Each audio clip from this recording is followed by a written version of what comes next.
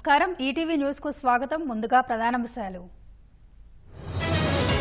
ఏఐతో ఉద్యోగాల తీరు మారుతుంది కొత్త తరహా జాబ్స్ లభిస్తాయన్న మోదీ అక్రమ వలసలు H1B వీసాలు ట్రంప్తో మోదీ భేటీలో ప్రధాన అంశాలు మహాకుంభమేళాలో మాఘ పూర్ణిమ రద్దీ ప్రయాగ్రాజ్లో వాహనాలకు నో ఎంట్రీ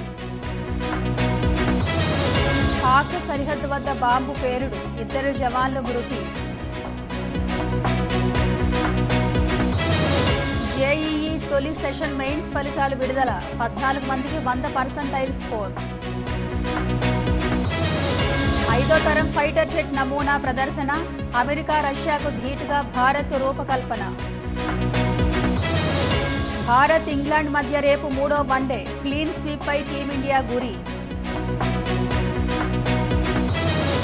వరుసగా రెండో రోజు స్టాక్ మార్కెట్లు కుదేలు సెన్సెక్స్ 1018 పాయింట్ల పతనం